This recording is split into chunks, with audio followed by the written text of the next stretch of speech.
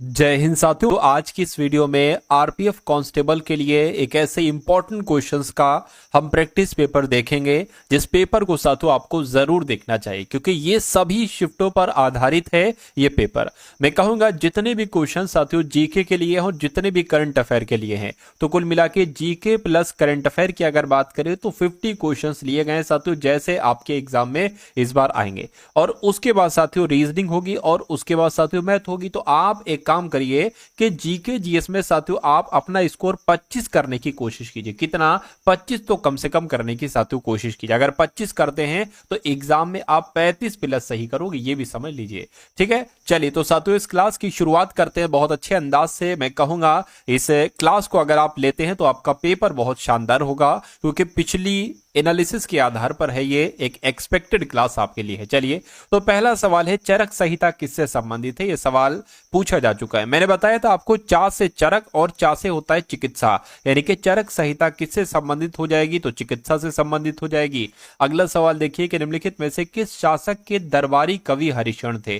तो ये भी मैं आपको साथियों कई बार बता चुका हूं कि हरिशरण की अगर बात करें तो ये तो समुद्रगुप्त के दरबारी कवि थे। क्या ऐसे भी पूछा जा सकता है कि समुद्रगुप्त के दरबारी कवि का नाम क्या था? तो हरिशरण आपको बता देना है। अगला सवाल देखिए, निम्नलिखित में से किस शासक के दरबार में बहुत विद्वानों को नवरत्न के रूप में जाना जाता था या अलंकृत किया गया था? तो मैं कहूंगा चंद्रगुप्त द्वितीय के समय में ही साथियों इनके दरबार में नवरत्न थे। क्या नवरत्न साथियों इनके दरबार में थे? ये आपको यहां पर मालूम होना चाहिए। और चंद्रगुप्त द्वितीय की अगर बात करें तो इनको विक्रमादित्य की उपाधि दी गई थी। अगला सवाल कह रहे कि मोहम्मद गौरी किस वर्ष पृथ्वीराज तृतीय से पराजित हुए थे? तो ये साथियों 1191 में हुए थे। क्या 1191 में साथियों कौन सा युद्ध हुआ था इनके बीच? पानीपत का युद्ध हुआ था। क्या पानीपत का युद्ध कब हुआ था साथियों? 1191 में, जो मोहम्मद गौरी, ठीक है, मोहम्मद गौरी और पृथ्वीराज तृतीय के बीच हुआ था। अगला सवाल देखिए आपकी स्क्रीन पर, कह रहे कि मथुरा कला स्कूल कब अपने शिखर पर पहुंचा? तो कुषाण काल में साथियों अपने शिखर पर पहुंचा, ये भी आपको याद रखना है। उसके बाद देखिए, जब ईस्ट इंडिया कंपनी की स्थापना हुई तब भारत पर निम्नलिखित में से किसका शासन था? मुझे बताइए। अगर आपसे पूछा जाता है ईस्ट इंडिया कंपनी की स्थापना कब हुई, तो 1600 में हुई। और 1600 में किसका शासन था साथियों? मुगल सम्राटों का शासन था। एक तरीके से अगर बात करें कौन से मुगल सम्राट का शासन था साथियों? अकबर का शासन था, क्योंकि अकबर का कार्यकाल 1556 से लेकर 1605 तक चला था। उसके बाद देखिए अगला सवाल कह के ताजमहल के सुलेखक या कैलीग्राफर भी कह सकते हैं, इन्होंने, ठीक है ना, इन्होंने एक तरीके से अगर बात करें इनका नाम पूछा जा रहा है, कौन ताजमहल के सुलेखक थे जिन्होंने 1648 ईस्वी में इसकी रचना और इसको पूरा किया था? तो मैं कहूंगा अमानत खान शिराजी आपका सवाल का जवाब हो जाएगा। बिल्कुल साथियों, ताजमहल के सुलेखक के कैलीग्राफर अमानत खान शिराजी थे। 1648 ईस्वी में इन्होंने इसकी रचना की और इसको पूरा किया था। उसके बाद देखिए अगला सवाल आपकी स्क्रीन पर है साथियों, देखिए और बताइए राइट आंसर क्या होगा। 1632 में साथियों इसका निर्माण कार्य शुरू किया गया था। यानी कि निम्नलिखित में से कौन सा महात्मा गांधी का आर्थिक विचार नहीं है? तो महात्मा गांधी जी के आर्थिक विचार कौन कौन से हैं? देखिए जरा, गैर हिंसक अर्थव्यवस्था हो, बिल्कुल ये गांधी जी का आर्थिक विचार है। विकेंद्रीकरण, कुटीर उद्योग, ये भी साथियों कुटीर उद्योग पर जोर दिया था, गांधी जी का विचार है। मशीनरी और नवीनतम तकनीक का अधिकतम उपयोग, ये गांधी जी ने ऐसा कुछ नहीं कहा था। गांव और गांव सूर्योदय का पुनर्जन्म, ये भी सही है। मैं कहूंगा कौन सा गांधी जी का आर्थिक विचार नहीं है? ऑप्शन नंबर सी वाला नहीं है। नहीं है तो यही आपका राइट आंसर। और साथियों एक पीडीएफ में आपको बता देता हूं कि आरपीएफ कांस्टेबल, अगर आप साथियों इस पेपर को पास करना चाहते हैं तो मैं 3 पीडीएफ आपको बताऊंगा। आरपीएफ कांस्टेबल 2025 की तैयारी अगर आपकी थोड़ी कम है तो 3 पीडीएफ बताऊंगा, इनको देख लेना और पेपर देने साथियों चले जाना। भले कुछ घंटे आपके एग्जाम में बाकी हो, इस पीडीएफ को आपको देखना कंपलसरी। पहली पीडीएफ आपको दी जा रही है, 10 पेपर्स दिए जा रहे हैं। भाई इन 10 पेपर्स में आखिर ऐसा क्या है कि पेपर क्रैक हो जाएगा? तो इन 10 पेपर्स, जैसा पेपर आपका 120 क्वेश्चंस का पूछा जा रहा है ना, वैसे 10 पेपर आपके लिए साथियों तैयार किए गए। इसमें जीके है, रीजनिंग है, मैथ है। 35 सवाल, सॉरी 50 सवाल, 35 सवाल टोटल 120 क्वेश्चन के 10 मॉडल पेपर। और उसके बाद साथियों आपको देखिए, इसमें से तो क्वेश्चंस आपके आ जाएंगे, पेपर फंस जाएगा, लेकिन अगर एग्जामिनर ने आरपीएफ कांस्टेबल, क्या आरपीएफ कांस्टेबल के एक तरीके से अगर बात करें पीवाईक्यू में से क्वेश्चंस उठा लिए, तो इसका भी साथियों सभी पेपर्स आपके तैयार कर लिए हैं और ये सब हल सहित आपको दिया जाएगा। उसके अलावा जीके के 50 सवालों में से 10 सवाल करंट अफेयर के आपसे पूछे जा रहे हैं, इसलिए करंट अफेयर की ये तीसरी पीडीएफ है, इसको पढ़ लेंगे तो 10 में से कुछ नहीं, 7 से 8 सवाल तो आपके आ ही जाएंगे। तो ये तीनों पीडीएफ आपको सिर्फ और सिर्फ साथियों 45 रुपीज में दी जा रही है। कितने रुपीज में? 45 रुपीज में साथियों दी जा रही है। डिस्क्रिप्शन में लिंक है साथियों, वहां से जाकर आप इस पीडीएफ को परचेज कर सकते हैं, ले सकते हैं। ठीक है, चलिए जाएगा। बंगाल के प्रथम गवर्नर जनरल का नाम साथियों क्या था, मुझे बताइए। तो बंगाल के प्रथम गवर्नर जनरल कौन थे साथियों? वॉरेन हेस्टिंग थे। और आपसे एक सवाल पूछा जाता है कि कलकत्ता में जो एक मदरसे की स्थापना हुई थी, तो कलकत्ते में मदरसे की स्थापना किसके समय में हुई थी? तो वॉरेन हेस्टिंग के समय में ही हुई थी। उसके अलावा अगर लॉर्ड लिटन की अगर बात करते हैं तो वर्नाक्यूलर प्रेस एक्ट लागू किया था किसने? तो लॉर्ड लिटन ने ही लागू किया था। उसके बाद देखिए, के निम्नलिखित में से कौन सा अनुच्छेद अल्पसंख्यकों के हितों का संरक्षण करता है साथियों, मुझे यहां पर आप लोग बता दीजिए। चलिए देखिए, अल्पसंख्यकों के बारे में अनुच्छेद 2 कहते हैं, एक तो अनुच्छेद 29 कहता है और अनुच्छेद 30 कहता है। तो यहां पर अनुच्छेद 29 आया है, तो अनुच्छेद 29, अच्छा 30 भी आया है, तो 30 भी आया है, अनुच्छेद 29 भी आया है। लेकिन अगर बात करें अल्पसंख्यकों के हितों का संरक्षण के लिए कौन सा अनुच्छेद है, तो अनुच्छेद 29 आपको बता दें। क्या? अनुच्छेद 29 आपको बता देना है, ठीक है ना। उसके अलावा 30 में कुछ कहा गया, जैसे मान लीजिए ये संस्थानों की, कोई भी संस्थान है तो उनकी स्थापना वगैरह ये लोग कर पाएंगे। कोई अगर अल्पसंख्यक व्यक्ति चाहे, ठीक है, कि भाई कोई भी संस्थान किसी भी तरीके की स्थापना करना है, तो उसका जिक्र जो किया गया है वो अनुच्छेद 30 में किया गया है। यानी कि अनुच्छेद 29 और 30 ये कहीं ना कहीं अल्पसंख्यकों से ही संबंधित है। अगला सवाल करके, भाषा के आधार पर राज्यों का पुनर्गठन किस वर्ष किया गया था, बताइए। तो भाषा के आधार पर राज्यों का पुनर्गठन साथियों किया गया था 1956 में। कब किया गया था? 1956 में किया गया था, ये आपको यहां पर मालूम होना चाहिए। और एक तरीके से अगर बात करें इसका पुनर्गठन आपसे कहा जा रहा है, अगर ये आ जाए आपके सामने कि राज्य पुनर्गठन आयोग का गठन कब किया गया था? राज्य पुनर्गठन आयोग का गठन साथियों 1953 में किया गया था। ठीक है, तो ये भी आपको मालूम होना चाहिए। अगला सवाल आपकी स्क्रीन पर कह रहे कि भारत के संविधान की प्रस्तावना को साथियों क्या कहा जाता है, मुझे बताइए। देखिए, अगर हम बात करें इसको इंग्लिश में क्या कहा जाता है, इसको साथियों इंग्लिश में प्रेम्बल कहा जाता है। क्या? इसको इंग्लिश में साथियों प्रेम्बल कहा जाता है। ठीक है, प्रेम्बल कहा जाता है। उसके अलावा साथियों इसको आमुख कहा जाता है। क्या कहा जाता है? आमुख कहा जाता है। तो आमुख कौन से ऑप्शन में है? ऑप्शन नंबर ए वाले में। तो इस प्रकार आपका जवाब जो होगा वो ऑप्शन नंबर ए हो जाएगा। उसके बाद देखिए, यानी कि भारतीय संविधान के अनुच्छेद 243 के बा के अधीन गठित ग्रामीण क्षेत्रों के लिए स्वयं सरकार की संस्था कौन सी है? तो कौन सी है साथियों? पंचायत है। आंसर आपका ऑप्शन नंबर बी हो जाएगा। उसके बाद देखिए, पंचायती राज व्यवस्था के तहत ग्राम सभा के सदस्य कौन है, बताइए। तो यहां पर आपको साथियों मालूम होना चाहिए कि गांव के सभी सदस्य जिनकी आयु 16 वर्ष से अधिक है या पंचायत क्षेत्र में मतदाता के रूप में पंजीकृत सभी वयस्क सदस्य। तो सबसे सटीक जवाब आपका जो जाएगा वो ऑप्शन नंबर सी के साथ जाएगा। ठीक है, ये आप लोग ध्यान कर लेंगे, आप लोग एक बार पढ़ लेंगे। उसके बाद देखिए, कह रहे कि किस ग्रह को लाल ग्रह भी कहा जाता है। तो लाल ग्रह भाई साहब किसको कहा जाता है? मंगल ग्रह को कहा जाता है। जैसे कि नीला ग्रह किसे कहा जाता है? अपनी पृथ्वी को। ठीक है, अपनी पृथ्वी को क्या कहा जाता है? नीला ग्रह कहा जाता है अपनी पृथ्वी को। उसी प्रकार मंगल ग्रह को क्या कहा जाता है साथियों? लाल ग्रह कहा जाता है। अगला सवाल कह रहे कि सौर मंडल की उत्पत्ति से संबंधित इनमें से कौन सा सिद्धांत सही ढंग से मेल खाता है, ये आपसे कुल मिला के यहां पर पूछा जा रहा है, बताइए। जो नेबुलर परिकल्पना की अगर बात करें तो ये साथियों किसने दिया था? ये पियरे साइमन ने दिया था, ये आर्किमिडीज ने नहीं दिया था। तो ये सही ढंग से मेल नहीं खाता है। ज्वारीय हाइपोथेसिस की अगर बात करें तो ये जेम्स जीन्स और हैरोल्ड जेफरी के द्वारा दिया गया था, ये मेल खाता है। गैसीय हाइपोथेसिस की अगर बात करें तो ये किसके द्वारा साथियों दिया गया था? गैसीय हाइपोथेसिस ये इमैनुअल के द्वारा दिया गया था। क्या साथियों? इमैनुअल स्वेडबर्ग के द्वारा दिया गया था, ये भी नहीं होगा। और ग्रहीय हाइपोथेसिस की अगर साथियों बात करें तो ये किसके द्वारा दिया गया था? ये फॉरेस्ट मोल्टन के द्वारा दिया गया था, फॉरेस्ट मोल्टन के द्वारा। खैर, अगला सवाल देखिए, कह रहे कि कौन सी इजराइल की राजधानी है, मुझे बताइए। तो अगर बात करते इजराइल की राजधानी, देखिए बगदाद की अगर बात करें तो ये तो इराक की राजधानी, किसकी? इराक की राजधानी है। अगर डबलिन की अगर बात करें तो ये साथियों आयरलैंड की राजधानी। कहां की राजधानी है? ये आयरलैंड की राजधानी है। लेकिन जेरूसलम की अगर हम बात करते हैं तो ये साथियों इजराइल की राजधानी हो जाएगी। आंसर आपका ऑप्शन नंबर ए होगा। अगला सवाल यानी कि हवा में निम्नलिखित में से कौन सी गैस प्रधान रूप से विद्यमान होती है? तो नाइट्रोजन की अगर बात करें, नाइट्रोजन आपका सही जवाब हो जाए, क्योंकि हवा में लगभग 78% होती है साथियों नाइट्रोजन गैस, और लगभग 21% जो होती है साथियों वो ऑक्सीजन गैस होती है, 21% लगभग।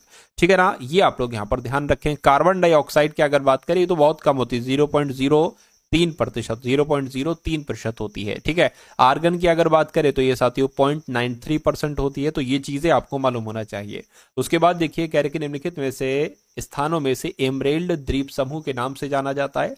तो जो अंडमान निकोबार द्वीप समूह है ना साथियों, इसको साथियों एमरेल्ड द्वीप समूह के नाम से जाना जाता है। ये सवाल भी आपसे यहाँ पर पूछा जा सकता है। अच्छा, इसको मरकत द्वीप भी कहा जाता है, इसको साथियों मरकत द्वीप भी कहा जाता है, ये भी याद रखेंगे। अगला देखिए कह रहे कि काली और तीस्ता नदी के बीच के हिमालय के भाग को क्या कहा जाता है? तो साथियों नेपाल हिमालय कहा जाता है। क्या कहा जाता है साथियों? नेपाल हिमालय कहा जाता है, ये भी आपको मालूम होना चाहिए। ठीक है ना। अगला सवाल आपकी स्क्रीन पर है साथियों, अभी आप लोग देखते जाइए, यानी कि अब देखिए अभी आपकी शिफ्ट नहीं है, मुझे पता है। ठीक है, अभी आपकी कुछ घंटों या कुछ दिन बाद साथियों आपकी शिफ्ट होने वाली है। तो ये प्रॉपरली साथियों क्लास आपके लिए तैयार की गई है, ये क्लास पूरी तरीके से साथियों आपके लिए तैयार की गई है। तो अगर आपने अभी तक इस वीडियो को लाइक नहीं किया तो वीडियो को लाइक कर दीजिए, और अगर चैनल पर नए हैं तो चैनल को भी साथियों सब्सक्राइब करके बेल आइकन पर जरूर क्लिक कर लीजिएगा, क्योंकि ये चैनल के जरिए से साथियों आप अपनी एक गवर्नमेंट जॉब साथियों सिक्योर कर सकते हो। क्योंकि मेरा भी टारगेट यही है, यही है मेरा कि आपका सिलेक्शन होगा, आपका सिलेक्शन हो। हर एक घर से साथियों एक जिसको सबसे ज्यादा जरूरत है उसकी मैं बात कर रहा हूं, उस हर एक घर से कम एक इंसान, एक बच्चा तो सरकारी विभाग में जाए, क्योंकि उसको सबसे ज्यादा जरूरत है इस जॉब की। उसके घर की आर्थिक स्थिति इतनी सही नहीं है कि वो कोई प्राइवेट जॉब करे, और प्राइवेट जॉब में साथियों हो भी नहीं पाएगा। तो मैं इसलिए कहता हूं कि अगर आप मेहनती हैं तो आपका सिलेक्शन साथियों बहुत आराम से हो जाएगा, लेकिन आपको बिल्कुल सही डायरेक्शन में पढ़ना है। ठीक है, चलिए, तो ये चीजें आप करते जाइए। उम्मीद करूंगा कि पॉजिटिव आपका रिजल्ट आएगा, और रिजल्ट के डर से कभी अपनी तैयारी मत छोड़िएगा। ठीक है, क्योंकि जो अंत तक लड़ता है अंत में सिलेक्शन उसी का होता है। खैर, इस सवाल की अगर बात करें, ये बहुत इंपॉर्टेंट है। कह रहे कि कौन सा प्रकार उस कृषि प्रणाली को दर्शाता है जिसमें एक ही फसल लंबे चौड़े क्षेत्र में उगाई जाती है? तो ये तो रोपण कृषि की बात चल रही है। रोपण कृषि में साथियों एक ही फसल लंबे चौड़े क्षेत्र में उगाई जाती है। अगला सवाल आपकी स्क्रीन पर कह रहे कि हिमाचल प्रदेश आम की कौन सी किस्म की पैदावार के लिए जाना जाता है? तो चौसा के लिए जाना जाता है। हिमाचल प्रदेश आम की चौसा प्रजाति के लिए जाना जाता है। अगला देखिए किस्म के लिए जाना जाता है। उसके बाद देखिए साथियों अगले नंबर का सवाल आपकी स्क्रीन पर आ चुका है, देखिए और मुझे बताइए आपका जवाब साथियों क्या हो सकता है फटाफट। इनमें से कौन सी रवि की फसल है? तो इनमें से रवि की अगर फसल की अगर बात करें, देखिए जो एक तरीके से यहां पर अगर बात करें, जो सरसों है ना, सरसों साथियों ये रवि की फसल हो जाएगी। क्या हो जाएगी साथियों? रवि की फसल हो जाएगी, आपको ध्यान रखना है। अगला सवाल आपकी स्क्रीन पर देखिए और बताइए सही जवाब क्या हो। करेंगे निम्नलिखित में से क्या को छोड़कर, किसको छोड़कर सभी खरीफ की फसलें? तो मैं कहूंगा मक्का खरीफ की फसल है, रागी खरीफ की फसल है, बाजरा खरीफ की फसल, लेकिन गेहूं ये रवि की फसल है। ये साथियों एक तरीके से अगर बात करते हैं ये खरीफ की फसल नहीं है, तो नहीं है, तो ये आपका राइट आंसर हो जाएगा। उसके बाद देखिए निम्नलिखित में से कौन सा रोजगार प्राथमिक क्षेत्र से जुड़ा हुआ नहीं है? तो कौन सा रोजगार साथियों प्राथमिक क्षेत्र से जुड़ा हुआ नहीं है, ये आपसे पूछा जा रहा है। देखिए टोकरी बनाने वाला जो रोजगार है प्राथमिक क्षेत्र से जुड़ा है, माली का भी, कुम्हार का भी, लेकिन पुजारी की अगर बात करते हैं तो ये तो साथियों तृतीय क्षेत्र का रोजगार है। क्या ये तृतीय क्षेत्र का रोजगार है? ये प्राथमिक क्षेत्र का रोजगार नहीं है। उसके बाद देखिए अगला सवाल कह रहे कि निम्नलिखित में से कौन सा क्षेत्र भारत का सबसे बड़ा नियोक्ता है? तो सबसे बड़ा नियोक्ता जो है ना वो साथियों प्राथमिक क्षेत्र है। कौन सा क्षेत्र है? प्राथमिक क्षेत्र है, आपको मालूम होना चाहिए। ठीक है, अच्छा यहां पर अगर बात करें साथियों प्राथमिक क्षेत्र के अंतर्गत क्या क्या आता है, जैसे कि जो कृषि है ना, कृषि ये प्राथमिक क्षेत्र के अंतर्गत आ जाएगा। उसके अलावा जो पशुपालन है, पशुपालन भी साथियों प्राथमिक क्षेत्र के अंतर्गत आ जाएगा। जो वन उद्योग है ना, वन उद्योग ये भी प्राथमिक क्षेत्र के अंतर्गत आ जाएगा। और जो मत्स्य पालन है, ठीक है, मत्स्य पालन भी साथियों प्राथमिक क्षेत्र के अंतर्गत आ जाएगा। ये जानकारी भी आपको याद रखना है। उसके बाद देखिए कह रहे कि नव विकसित दुनिया की सबसे छोटी एक्सरे लेजर पल्स द्वारा लिए गए समय की औसत अवधि क्या है? जो हमें धीमी गति में इलेक्ट्रॉनों के निरीक्षण करने की अनुमति देगी। तो यहां पर अगर साथियों बात करें 43 एटो सेकेंड आपका यहां पर बिल्कुल सही जवाब हो जाएगा। ठीक है, चलिए उसके बाद देखिए अगला सवाल कह रहे कि सिंथेटिक फाइबर के संबंध में निम्नलिखित में से कौन सा कथन गलत है। तो सिंथेटिक फाइबर के संबंध में कौन सा कथन गलत है? प्राकृतिक फाइबर से सस्ता होता है, सही। प्राकृतिक फाइबर से सशक्त होता है, बिल्कुल सही। प्राकृतिक फाइबर से कम टिकाऊ होता है, ये नहीं सही है। तो कौन सा कथन गलत है? ऑप्शन नंबर सी वाला गलत है, ये आपका राइट आंसर हो जाएगा। उसके बाद देखिए अगला सवाल कहा जा रहा है कि किसके प्रयोग के जरिए धातु की उच्च शुद्धता प्राप्त की जा सकती है। तो यहां पर अगर बात करें साथियों विद्युत अपघटनी न्यूनीकरण के जरिए से धातु की उच्च शुद्धता प्राप्त की जा सकती है, ये आपको ध्यान रखना है। उसके बाद देखिए निम्नलिखित में से कौन सी धातु सबसे अधिक आघात वर्ध यानी कि मैलीएबल होती है। तो किसकी बात चल रही है साथियों? सोने और चांदी की बात चल रही है। सोने और चांदी जो धातु होती है ये सबसे अधिक आघात वर्ध होती है, ये आपको ध्यान रखना है। आंसर आपका डी हो जाएगा। अब उसके बाद देखिए साथियों 30 क्वेश्चंस हम लोगों ने देख लिए जीके जीएस के, और उसके बाद साथियों 20 क्वेश्चंस हम लोग देख लेते हैं करंट अफेयर के, क्योंकि आपके एग्जाम में साथियों लगभग 10 सवाल पूछे जा रहे हैं करंट अफेयर के, तो इसलिए इंपॉर्टेंट क्वेश्चन है ये पूरे के पूरे 20 सवाल, इनको भी आप लोग जरूर देखिएगा। कहने के हाल ही में एशियन यूथ और जूनियर वेट लिफ्टिंग चैंपियनशिप 2024 का आयोजन कहां पर किया गया था। तो साथियों कहां पर किया गया था? दोहा में किया गया था। राइट आंसर आपका ऑप्शन नंबर सी होगा। अगला देखिए यानी कि माइक्रोमैक्स ने किस देश की स्टोरेज चिप कंपनी से साझेदारी की है। तो मैं कहूंगा ताइवान के साथ साथियों साझेदारी की है। उसके बाद देखिए कह रहे कि भारतीय महिला टीम ने T20 इंटरनेशनल क्रिकेट इतिहास का अपना सबसे बड़ा स्कोर किस टीम के खिलाफ बनाया है। तो किस टीम के खिलाफ बनाया साथियों? वेस्ट इंडीज के खिलाफ बनाया है। उसके बाद देखिए कह रहे कि जारी वर्ल्ड हॉकी रैंकिंग में भारतीय पुरुष टीम कौन से स्थान पर रहा है। तो कौन से स्थान पर रहा है साथियों? 5वें स्थान पर रहा है। सही जवाब आपका ऑप्शन नंबर बी हो जाएगा। उसके बाद देखिए कह रहे कि बांग्लार बारी आवास योजना किस राज्य में शुरू की गई। यह क्वेश्चन बहुत इंपॉर्टेंट है, आपको याद रखना है। तो पश्चिम बंगाल में साथियों ये योजना शुरू की गई है, बांग्लार बारी आवास योजना इस योजना का नाम है। उसके बाद देखिए भारत ने युग युगीन भारत राष्ट्रीय संग्रहालय की स्थापना के लिए किस देश के साथ साझेदारी की है। तो किस देश के साथ साझेदारी की है साथियों? फ्रांस के साथ साझेदारी की है। सही जवाब आपका जो जाएगा वो ऑप्शन नंबर बी के साथ जाएगा। अगला देखिए कह रहे कि एनटीपीसी ने कहां परमाणु विद्युत परियोजना स्थापित करने की घोषणा की है। तो मैं कहूंगा साथियों एनटीपीसी ने बिहार में परमाणु विद्युत परियोजना स्थापित करने की घोषणा की है। कौन 500 बिलियन डॉलर नेटवर्थ तक पहुंचने वाले व्यक्ति बन गए हैं। तो किसकी बात चल रही है साथियों बताने की कोशिश करेंगे। तो एलन मस्क यहां पर आपका सही जवाब हो जाएगा। उसके बाद देखिए कह रहे कि मीना गणेश का निधन हुआ है, ये कौन थी। तो ये एक अभिनेत्री थी। कौन थी साथियों? मीना गणेश, ये एक अभिनेत्री थी, ये आप लोग याद रखेंगे। ठीक है ना, चलिए उसके बाद देखिए अगला सवाल कह रहे कि एशियाई रॉल बॉल चैंपियनशिप का आयोजन कहां पर किया जा रहा है। तो साथियों ये कहां पर किया जा रहा है? गोवा में किया जा रहा है, ये भी आपको यहां पर मालूम होना चाहिए। उसके बाद देखिए अगला सवाल कह रहे कि कहां 200 एकड़ में भारत की सबसे बड़ी एआई सिटी बनाई जाएगी। तो कहां पर साथियों बनाई जाएगी? हैदराबाद में बनाई जाएगी। यानी कि 200 एकड़ में भारत की सबसे बड़ी एआई सिटी जो बनाई जाएगी वो हैदराबाद में बनाई जाएगी। उसके बाद देखिए विश्व पैरा एथलेटिक्स चैंपियनशिप 2025 की मेजबानी कौन सा देश करेगा। तो अपना भारत करेगा। अपना भारत ही विश्व पैरा एथलेटिक्स चैंपियनशिप 2025 की मेजबानी करेगा। उसके बाद देखिए करके किसने bring it on the incredible story of my life नामक पुस्तक लिखी है। तो ये पुस्तक की अगर बात करें ये तो दीपा मलिक ने लिखी है। किसने लिखी है साथियों? दीपा मलिक ने ये पुस्तक लिखी है। उसके बाद देखिए करके किस देश ने कैंसर की वैक्सीन बनाने का ऐलान किया है। तो मैं कहूंगा साथियों कैंसर की वैक्सीन बनाने का ऐलान तो रूस के द्वारा किया गया। क्या अभी हाल फिलहाल में साथियों रूस के द्वारा ही कैंसर की वैक्सीन बनाने का ऐलान किया गया। नेक्स्ट नंबर का सवाल देखिए यानी कि मिस इंडिया यूएसए 2024 का खिताब किसने जीता है। तो इनका नाम है कैटलिन सेंड्रा नील और इन्होंने मिस इंडिया यूएसए 2024 का खिताब जीता है। अगला देखिए यानी कि शंकर शर्मा को भारत में किस देश के राजदूत के रूप में नियुक्त किया गया है।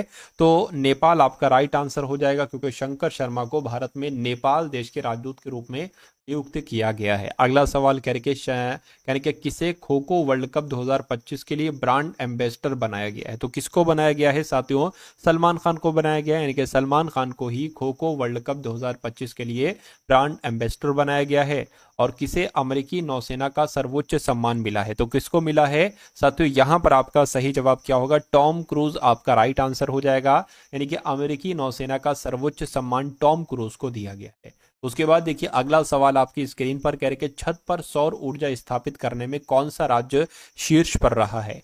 तो कौन सा राज्य शीर्ष पर रहा है साथियों, गुजरात राज्य शीर्ष पर रहा है छत पर सौर ऊर्जा स्थापित करने के मामले में। उसके बाद देखिए अगला सवाल साथियों, अब यहां से आपके सामने रीजनिंग के क्वेश्चंस स्टार्ट हो चुके हैं। 50 क्वेश्चंस आपने देखे जी के जीएस करंट अफेयर के, और कुछ क्वेश्चंस आप लोग यहां पर देखेंगे रीजनिंग के, और ये चेक करिएगा कि इतने रीजनिंग के क्वेश्चंस में से कितने क्वेश्चंस आपके बिल्कुल सही जाते हैं। करके सुरेश एक बिंदु से चलना प्रारंभ करते हुए 2 किलोमीटर उत्तर की ओर चलता है। तो मान लीजिए वो यहां पर है और 2 किलोमीटर उत्तर की ओर वो चल गया, और अपने बाएं मुड़कर यानी कि बाएं मुड़कर 3 किलोमीटर चला, तो बाएं मुड़कर साथियों 3 किलोमीटर वो चल दिया। यानी कि वह पुनः अपने बाएं मुड़ता है और 2 किलोमीटर चलता है, फिर से वो बाएं मुड़ता है और 2 किलोमीटर चलता है, वो अब यहाँ पर आ गया है। यानी कि वो अपने प्रारंभिक स्थान से कितनी दूरी पर, प्रारंभिक स्थान उसका ये था, तो यहां से लेकर यहां तक की दूरी क्या होगी। तो जब ये 3 किलोमीटर होगी तो ये भी साथियों 3 किलोमीटर होगी, यानी कि वो अपने प्रारंभिक बिंदु से 3 किलोमीटर की दूरी पर ही होगा। उसके बाद देख लीजिए नेक्स्ट नंबर का सवाल आपकी स्क्रीन पर है, कह रहे कि 8001, 27001 और 63,999 और 1,25,001। तो इसमें आपको कुल मिला के, अच्छा ये 1001 इधर भी है, तो विषम आपको बताना है कि जो लॉजिक के अनुसार यानी कि लॉजिक से हटकर जो है वो आपको यहाँ पर बताना है। चलिए अच्छा देखिए यहां से अगर हम लोग शुरुआत करें 1001 से, अच्छा ये मान लीजिए 1000 होता, ये 8000 होता। जब मैं यहाँ पर सबसे पहले तो लिख देता हूँ, देखिए 1001 ठीक है, उसके बाद 8001 ठीक है, 8001 ठीक, उसके बाद साथियों 27,000 ठीक है, 27,001 यहाँ पर कहा गया है, ठीक है कोई दिक्कत नहीं है, 27,001 लिख लिया, और उसके बाद 63,999 हो गया, उसके बाद 1,25,001 हो गया। अब यहाँ पर थोड़ा सा अगर आप ध्यान लगाएंगे तो राइट आंसर तक पहुंच सकते हैं।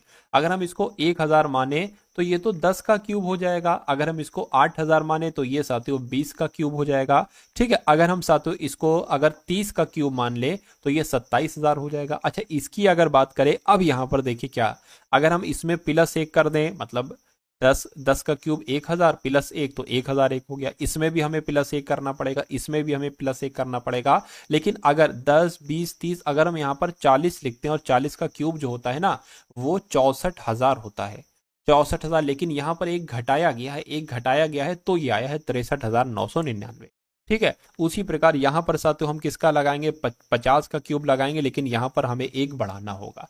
तो इन सब में आप देख पा रहे होगे, सब में बढ़ाया गया है लेकिन इसमें घटाया गया है एक। तो विषम को ढूंढिए, विषम को हमने ढूंढ लिया 63,999, ये क्या है, ये विषम ही तो है, विषम है, तो यही आपका राइट आंसर हो जाएगा, ठीक है ना। चलिए अब उसके बाद देखिए अगला सवाल,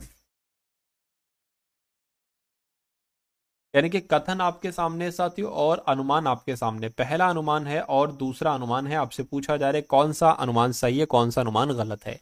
तो कह रहे हैं कि कथन में कह रहे हैं कि तकनीकी अधिकतर दिन प्रतिदिन के क्रियाकलापों को आसान बना देती है। ये तो बात सही है, टेक्नोलॉजी जो है जो हमारे रोजमर्रा के कामों को आसान बना दे रही है। अनुमान देखिए अब इसमें से कौन सा अनुमान सही है, यानी कि तकनीकी मनुष्य के लिए वरदान है, ये बात तो बिल्कुल सही है, तकनीकी टेक्नोलॉजी जो है ये मनुष्य के लिए वरदान है। मनुष्य जीवन जीने के परंपरागत तरीकों की तुलना में तकनीकी पर अधिक निर्भर है। तो देखिए अब यहाँ पर एक बात कह दी गई है, यानी कि जो मनुष्य जीवन जीने के परंपरागत तरीकों की तुलना में तकनीकी पर, ऐसा नहीं भाई कुछ काम वो परंपरागत तरीकों से भी कर रहा है, ठीक है। तो ज्यों की त्यों एक बात कह दी गई है, तो ये साथियों सही नहीं है। तो केवल एक अनुमान आपका जो होगा वो स्पष्ट हो जाए, क्योंकि ये सवाल पूछा गया था। तो आंसर शीट के अकॉर्डिंग अगर बात करें तो साथियों इसका आंसर केवल अनुमान एक स्पष्ट है, ये था, ठीक है। क्योंकि यहाँ पर एक बात बताई गई है, तकनीकी अधिकतर दिन प्रतिदिन के क्रियाकलापों को आसान बना देती है। यहाँ पर ये अनुमान नहीं लगाया जा सकता, पहला वाला लग रहा है। उसके बाद देखिए अगला सवाल आपकी स्क्रीन पर कह रहे कि इनमें से कौन सा चित्र इस संबंध को दर्शाता है, फर्नीचर, प्लास्टिक, लकड़ी। देखिए लकड़ी जो होती है ना, लकड़ी साथियों ठीक है। और ये फर्नीचर एक तरीके से प्लास्टिक अलग हो जाएगा, तो प्लास्टिक तो भाई साहब ये अलग हो जाएगा, लेकिन जो फर्नीचर है, अब देखिए मान लीजिए ये फर्नीचर हो गया, ये फर्नीचर हो गया और ये लकड़ी हो गया। कैसे? सभी फर्नीचर लकड़ी के थोड़ी ना होते हैं भाई, या 100% फर्नीचर लकड़ी के होते हैं नहीं, तो हम कुछ मान लेते हैं। तो इस टाइप का कुछ बनेगा, और इस टाइप का कहां पर है साथियों? ऑप्शन नंबर डी वाले में। तो ये आपका राइट आंसर। अगला सवाल देखिए, करेंगे क्या अन्य देशों की तुलना में भारत में गरीबी बदतर है? अब तर्क आपको पढ़ना है और बताने कौन सा तर्क प्रबल है। यानी कि अन्य देशों की तुलना में भारत में गरीबी बदतर है। हाँ, गरीबी मौजूद है, लेकिन इसे स्थायी रूप से समाप्त नहीं किया जा सकता। क्यों नहीं किया जा सकता? ऐसा कौन सा काम है साथियों जो किया नहीं जा सकता? तो ये गलत हो जाएगा। कह रहे कि नहीं, भारत की अपेक्षाकृत अफ्रीकी देश अधिक गरीब हैं। अच्छा, यहां पर अगर बात करें अन्य देशों की तुलना में भारत में गरीबी बदतर है, नहीं, कहने के नहीं, गरीबी बदतर नहीं है अन्य देशों की तुलना में। क्यों? कहेंगे नहीं, क्यों? क्योंकि भारत की अपेक्षा अफ्रीकी देश अधिक गरीब है। ये बिल्कुल साथ सही हो जाएगा, यानी कि ये प्रबल है। यानी कि इसके तर्क की अगर बात करें तो तर्क 2 वाला आपका जो होगा वो साथियों बिल्कुल सही हो जाएगा। और जिनका भी आंसर ऑप्शन नंबर बी के साथ है, तो मैं कहूंगा आंसर आपका बिल्कुल करेक्ट भाई, बहुत बढ़िया, वेरी गुड क्लास। चलिए अब उसके बाद देखिए अगला सवाल आपकी स्क्रीन पर है। इस सवाल की अगर बात करें, इस सवाल को देखिए और बताइए राइट आंसर क्या करेंगे। 30 मीटर उत्तर जाने के बाद टीलू दाहिने मुड़ती है और 10 मीटर और जाती है, तब वह अपने दाहिने मुड़ती है और 15 मीटर चलती है। वो प्रारंभिक बिंदु से किस दिशा में है बताइए। देखिए यहां पर अगर बात करें, जैसा जैसा कहा जा रहा है वैसा वैसा आप करते जाइए। मान लीजिए शीलू अभी यहां पर है, शीलू उत्तर 30 मीटर उत्तर की तरफ जाती है, तो ये 30 मीटर हमने उत्तर की तरफ ये शीलू को चला दिया। दाहिने मुड़ती है और 10 चलती है, दाहिने मुड़ती है और 10 चलती है, वह अपने दाहिने मुड़ती है और 15 चलती है, 15 चलेगी तो यहां पर आ जाएगी मान लीजिए। अब वह प्रारंभिक बिंदु से किस दिशा में है, यानी कि ये दिशा आपसे पूछी जा रही है, किस दिशा, प्रारंभिक बिंदु से किस दिशा में है। तो साथियों अगर बात करें, ये होता है पूरब और ये होता है उत्तर, तो वो इस दिशा में है, यानी कि वो उत्तर पूरब में है। उत्तर पूरब कहां पर लिखा हुआ है? ऑप्शन नंबर बी में लिखा हुआ है। तो ये क्या होगा? ये आपका सही। अब यहां पर देखिए प्रश्न आपके सामने ये हैं और 2 आपके सामने निष्कर्ष दे रखे हैं, ठीक है। तो इन दोनों को आपको पढ़ना है और बताना है साथियों आंसर आपका क्या होगा। कहने के नीचे दिए गए प्रश्न में 1 और 2 वर्गीकरण वाले 2 कथन शामिल किए गए हैं। ये बताए कि कथन में दिए गए आंकड़े प्रश्न के उत्तर देने, अच्छा, प्रश्न के उत्तर देने के लिए पर्याप्त हैं। दोनों कथनों को पढ़िए और सही उत्तर का विकल्प करिए। करके 35 छात्रों के वर्ग में सबसे ऊपर से पंडियान का क्या नंबर है? अच्छा, कोई पंडियान कोई होगा, ठीक है, तो उसका क्या नंबर है? और 35 छात्रों का वर्ग है पूरा, तो ऊपर से पंडियान का क्या नंबर है? ठीक है। अब किसकी किसकी सहायता से साथियों ये जवाब आप दे सकते हैं। करके दिनेश के ऊपर 5वीं रैंक वाला कार्तिक के नीचे से 13वीं रैंक वाला है, ठीक है, दिनेश के ऊपर 5वीं रैंक वाला, ठीक है। तो दिनेश, उसके बाद लिखा हुआ दिनेश तीसरे स्थान पर निरंजना के नीचे है जो शीर्ष से 15 में। यहां पर पांड्यान का तो ठीक है कहीं पर जिक्र ही नहीं आया शायद, ठीक है। तो मैं कहूंगा दोनों को अगर हम सॉल्व करेंगे तब भी इसका जवाब नहीं दे पाएंगे, तो ऐसा कहाँ लिखा हुआ है, ठीक है, तो पर्याप्त है लिखा हुआ है। ये भी नहीं, ये भी नहीं, ये हो जाएगा। कथन 1 और 2 के आंकड़े एक साथ प्रश्न का उत्तर देने के लिए पर्याप्त नहीं है। अब नहीं है तो ये आपका राइट आंसर। अगला देखिए, कहने के भगोड़ा का संबंध शरणार्थी से है। क्या भगोड़े का संबंध शरणार्थी से है? तो निर्वासन का संबंध सातु किससे होगा बताइए। देखिए यहां पर भगोड़े का विलोम होता है शरणार्थी। क्या भगोड़े का विलोम होता है शरणार्थी? तो उसी प्रकार साथियों निर्वासन का विलोम क्या हो जाएगा? तो निर्वासन का विलोम क्या हो जाएगा साथियों? प्रत्यर्पण हो जाएगा। क्या हो जाएगा? प्रत्यर्पण हो जाएगा। और प्रत्यर्पण कहां पर लिखा हुआ है? ऑप्शन नंबर ए में लिखा हुआ है। उसके बाद देखिए अगले नंबर का सवाल, कह रहे हैं कि एक निश्चित कोड भाषा में, ठीक है, ये क्या लिखा हुआ है? एजुकेशन। एजुकेशन को NLBIFXLO लिखा जा सकता है। तो आपको बताना है साथियों ब्रॉडबैंड को क्या लिखा जा सकता है बताइए। अब यहां पर अगर बात करें ना, देखिए अब आपको ये देखना है कि आखिर कितना कितना, जैसे कि ये E5 पर होता है, ये 14 हो गया है, तो मैं कहूंगा कितना पड़ा है? 5 से 9 हुआ है, यानी 5 से 14 हुआ है, यानी कि 9 बढ़ाया गया है, ठीक है। E4 पर होता है, N किस पर होता है? N आपका 12 पर होता है, तो यहां पर कितना बड़ा है? 8 बड़ा है, ठीक है। U21 पर होता है, ये B हो गया। देखिए अब U से 26 होगा तो 5 हो जाएगा, और ए और बी दो, यानी कि सातवीं कहां पर? 7 बड़ा है। तो ये तो नंबरिंग चल रही है 9 8 7 की। अच्छा यहां पर अगर हम थोड़ा सा कोशिश करके देखें, जैसे कि अगर इसमें हम 9 बढ़ाते हैं तो कितना हो जाएगा? के आ जाएगा यहाँ पर। अगर हम इसमें 8 बढ़ाते हैं तो कितना हो जाएगा साथियों, z हो जाएगा। ठीक है, यानी कि kz एक तो यहाँ पर है, यहाँ पर है, यहाँ पर है। इसमें o में 7 बढ़ाएंगे, ठीक है, तो कितना हो जाएगा साथियों, v आ जाएगा। तो कुल मिला के अगर बात करें के जेड वी यहाँ पर भी है, यहाँ पर भी है। तो आप एक काम करो, देखिए इसमें 6 बढ़ेगा और फिर इसमें कितना 5 बढ़ेगा, तो आप इसमें 5 बढ़ाकर देख लो कितना आ जाएगा। ठीक है ना, इसमें 5 बढ़ाकर साथियों देख लो, एक बार चेक कर लेते हैं हम। देखिए ये सी है, सी से यहाँ पर हुआ है क्या, आई हुआ है, तो सी होता है 3 पर और आई किस पर होता है, आई होता है 9 पर, यानी कि यहाँ पर कुल मिला के 6 बड़ा है। उसी प्रकार ए है, ए से क्या हुआ, एफ हुआ है, यानी कि यहाँ पर साथियों कितना बड़ा है, यहाँ पर तो साथियों फिर 4 बड़ा है आपका। ठीक है ना, तो इसमें साथियों कितना हम बढ़ा देंगे, इसमें साथियों 5 बढ़ेगा तो आई आ जाएगा, आई इसमें है साथियों, इसमें नहीं है। तो मैं कहूंगा ये सवाल का जवाब अगर आपका है ऑप्शन नंबर सी तो बिल्कुल करेक्ट है। अब उसके बाद देखिए साथियों अगले नंबर का सवाल आपकी स्क्रीन पर है। इस सवाल को देखिए करके, रोहित श्यामा का पति है, कला और माला बहने, कला और माला, ठीक है, बहनें हैं। कला श्यामा की बहन है, माला रोहित से कैसे संबंधित है। तो जो जो कहा जा रहा है वो साथियों आप लोग करते जाइए। कह रहे कि रोहित श्यामा का पति है, तो जो रोहित है ना, रोहित साथियों, ये रोहित जो है ये साथियों श्यामा का पति है, तो ये दोनों आपस में पति पत्नी हो गए। उसके बाद कह रहे हैं कि कला और माला बहनें हैं, कला और माला बहनें हैं लिखा हुआ है। तो कला और माला बहनें हैं और कला श्यामा की बहन है, यानी कि श्यामा की बहन कौन है साथियों, कला है। और यहाँ पर कहा गया है कि कला और माला बहनें, तो कला और माला बहनें हो जाएंगी, यानी कि ये तीनों आपस में बहनें हो जाएंगी और ये श्यामा का पति हो जाएगा। यानी कि माला रोहित से कैसे संबंधित है, रोहित क्या कहेगा माला को, तो रोहित तो क्या कहेगा भाई, रोहित की कौन हुई है, माला, तो पत्नी की बहन हुई। पत्नी की बहन को क्या कहा जाता है, साली कहा जाता है। इस सभी का जिनका भी आंसर ऑप्शन नंबर सी है तो बिल्कुल करेक्ट है। अगला सवाल देखिए, इस सवाल की अगर बात करें साथियों, इस सवाल को देखिए और बताइए राइट आंसर क्या होगा। कहने के यहाँ पर साथियों ई एफ है, उसके बाद एच आई है, के एल है और एन ओ है। उसके बाद आपको बताना है क्या है। देखिए ये ई से एच हुआ है, एच से के हुआ है, मतलब 3 3 बढ़ रहा है, ठीक। फिर के से एन हुआ है, एन से में 3 बढ़ाओगे तो कितना आ जाएगा, क्यू आ जाएगा। क्यू सिर्फ और सिर्फ ऑप्शन नंबर डी वाले में है और इसमें मेरे ख्याल से 3 3 3 बढ़ रहा है, तो जिनका आंसर डी है तो बिल्कुल सही होगा। उसके बाद देखिए अगला सवाल, यानी कि जैसे वाई वी यू से, ठीक है, मतलब ओ एन एम से जैसे जे एच जी बनाया गया, वैसे वाई वी यू से क्या बनाया जा सकता है, कौन से 3 लेटर यहाँ पर बनेंगे साथियों बताइए।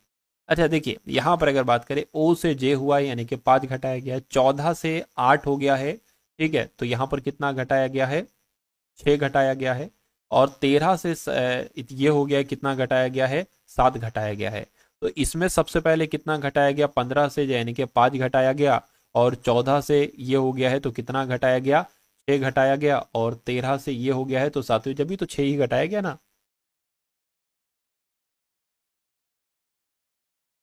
7 पर होता है 8 9 10 11 12 13, 6 घटाया गया। तो इसमें भी वही चीज देखिए, वाई में अगर आप साथियों क्या, वाई में अगर आप 5 घटाओगे तो कितना आ जाएगा भाई, ये 25 पर होता है 20 आ जाएगा। तो 20 किस पर होता है, 20 पर साथियों आर होता है। आर कहाँ पर, आर यहाँ पर है, ठीक है। अब यहाँ पर आप 6 घटाओगे, यानी कि 22 में से अगर आप 6 घटाओगे तो कितना आ जाएगा, ये साथियों आपका कितना आ जाएगा, 16 आ जाएगा। 16 पी पर है बिल्कुल। क्यू की अगर बात करें, इसमें से भी 6 घटाओगे, 21 में से 6 घटाओगे तो 15 आ जाएगा, यानी कि आर पी ओ आपका सही जवाब हो जाएगा। उसके बाद देखिए अगला सवाल कह रहे कि जैसे निश्चित कूट, जिस निश्चित कूट भाषा में इंडिया को L Q G L D लिखा गया है, कोरिया को क्या लिखा जा सकता है साथियों बताइए। देखिए यहाँ पर अगर हम लोग साथियों बात करें, तो जैसे कि ये आई 9 पर होता है, ये एल हो गया, यानी कि 3 बड़ा है, 3 बढ़ाया गया है। एन 14 पर होता है, ये क्यू हो गया, यहाँ पर भी 3 बढ़ाया गया है। और डी 4 पर होता है, ये यहाँ पर कितना बढ़ाया गया, यहाँ पर भी साथियों, यहाँ पर, ठीक है, डी से जी हुआ है, यानी कि वही 3 बढ़ाया गया यहाँ पर भी, ठीक है ना। चलिए उसके बाद अगर यहाँ पर हम लोग बात करते हैं साथियों, A B plus A plus A plus, आई है, आई 9 पर होता है, एल हो गया है। यहाँ पर अगर बात करें तो कितना बढ़ाया गया है, आई 9 पर होता है, एल 12 पर होता है, 3 बढ़ाया गया, और ए से डी हुआ है, जब भी 3 बढ़ाया गया तो इसमें भी साथियों 3, ठीक है। देखिए के है, के में अगर आप 3 बढ़ाओगे तो मैं कहूँगा कितना आ जाएगा साथियों, 14, यानी कि एन आ जाएगा।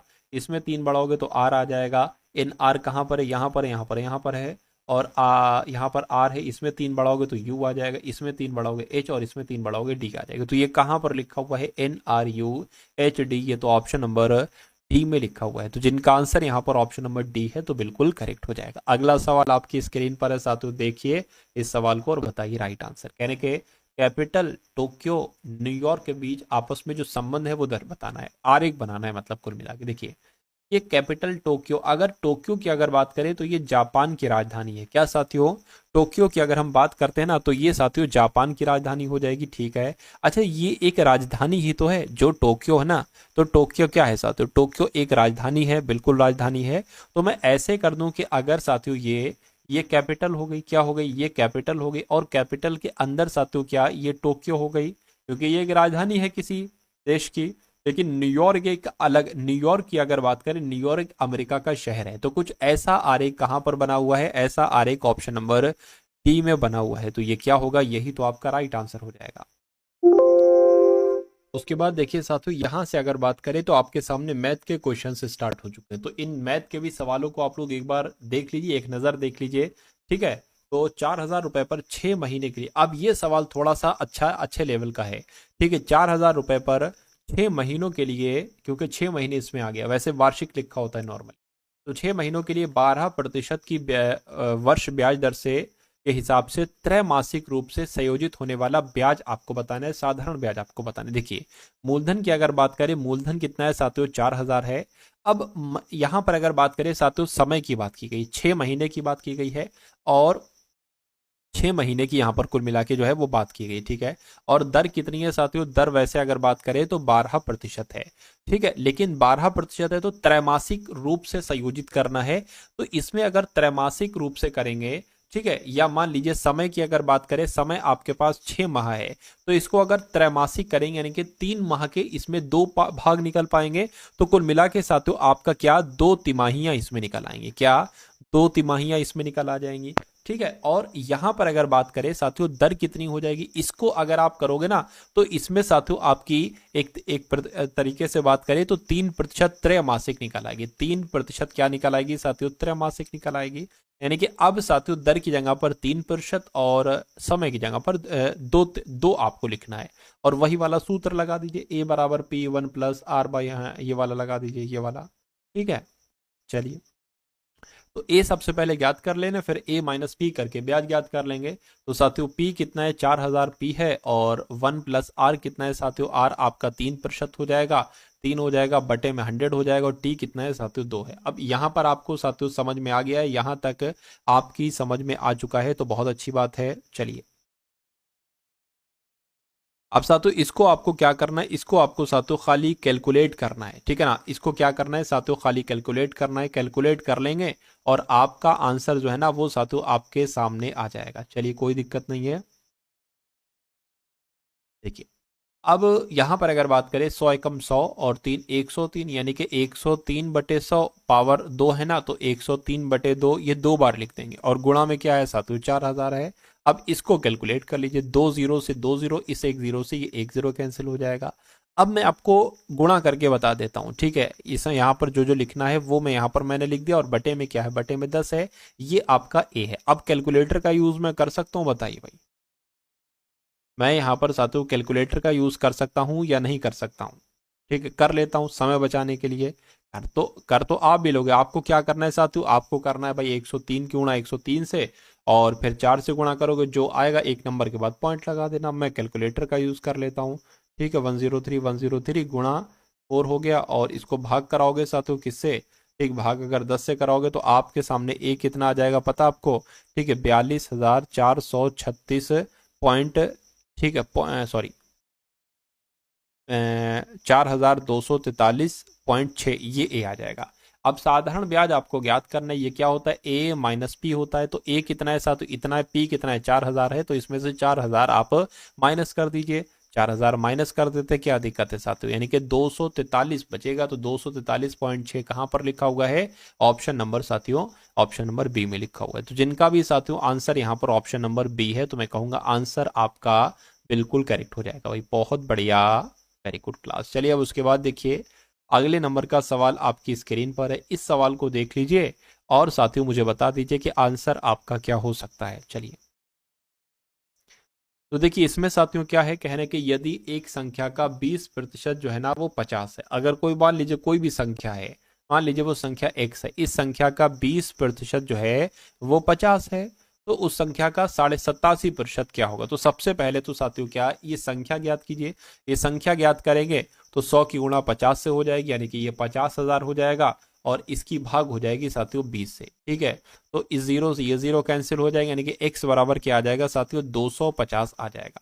तो यानी कि उस संख्या का 87.5 क्या होगा, यानी कि 250 का 87.5%। देख लीजिए साथियों कितना निकल सकता है।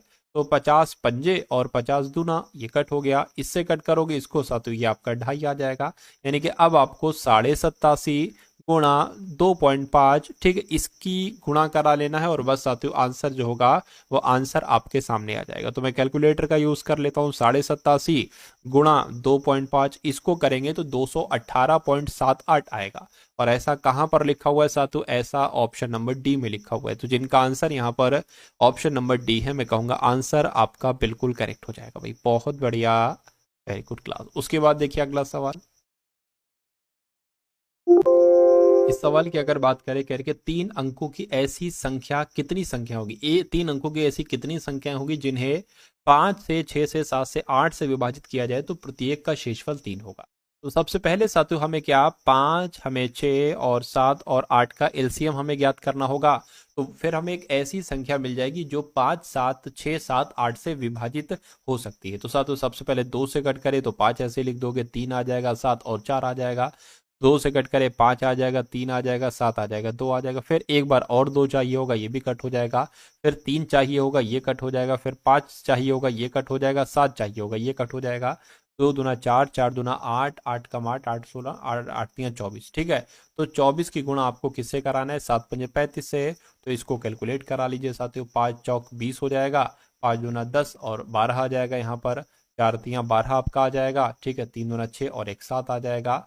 तो यहाँ पर अगर बात करें साथियों हम लोग 0 4 8, यानी कि 840 एक ऐसा नंबर है जो इन सभी नंबर से विभाजित हो जाएगा। लेकिन 3 शेषफल बचता है तो इसमें 3 प्लस करना पड़ेगा, यानी कि 843 अब हो जाएगा। तो 843 एक ऐसा नंबर है जो 5 6 7 8 से विभाजित करोगे तो प्रत्येक का शेषफल 3 होगा। तो 3 अंकों की हमें संख्या प्राप्त होगी। और ऐसी कितनी संख्या होगी भाई साहब, ऐसी एकमात्र इकलौती यही संख्या होगी। तो मैं कहूंगा एक ही संख्या होगी ऐसी। तो आंसर आपका जो जाएगा वो ऑप्शन नंबर ए के साथ जाएगा भाई, बहुत बढ़िया, वेरी गुड क्लास। चलिए,